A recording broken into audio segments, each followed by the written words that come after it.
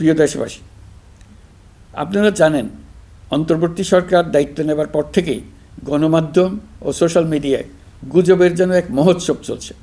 দেশকে অস্থিতিশীল করার জন্য একের পর এক মিথ্যা তথ্য ছড়িয়ে দিয়ে জনগণকে বিভ্রান্ত করার চেষ্টা চলছে। অভিনব সব প্রক্রিয়ায় গুজব ছড়ানো হচ্ছে। এক ছবির সঙ্গে অন্য ছবি জুড়ে দেওয়া হচ্ছে, ঘটনা একটা ছবি আরেকটা, এরকম ফটোকার্ড বানিয়ে অন্য দেশের ঘটনাকে এ দেশের ঘটনা হিসেবে চালিয়ে দিয়ে সোশ্যাল মিডিয়ায় তোলপাড় করে ফেলছে।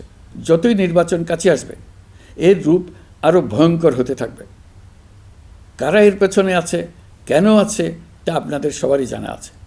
আমরা এই গুজব ও মিথ্যা তথ্যের প্রচারণা রোধ করতে জাতিসংঘের সহযোগিতা চেয়েছি। জাতিসংঘের মহাসচিব এর মোকাবেলায় আমাদের সহযোগিতা করবেন বলে আশ্বাস দিয়ে গেছেন।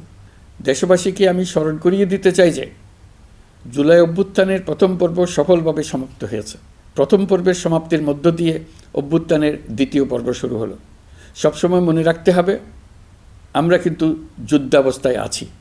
গুজব হলো এই জুলাই অভ্যুত্থানের বিরুদ্ধে পরাজিত শক্তির মস্ত বড় হাতিয়ার। গুজব দেখলেই গুজবের সূত্রের সন্ধান করতে থাকবেন, গুজবকে অবহেলা করবেন না। বহু অভিজ্ঞ সমর বিশারদ এই গুজবের পেছনে দিনরাত কাজ করছে। সীমাহীন অর্থ এর পেছনে নিয়োজিত আছে। এর মূল লক্ষ্য জুলাই অভ্যুত্থানকে ব্যর্থ করা।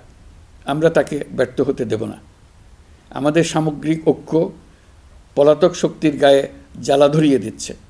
তারা এই ঐক্য ভাঙতে চায়। তাদের অভিনব কৌশল আপনি টেরই পাবেন না। আপনি বুঝতেই পারছেন না কখন তাদের খেলায় আপনি পুতুল হয়ে গেছেন।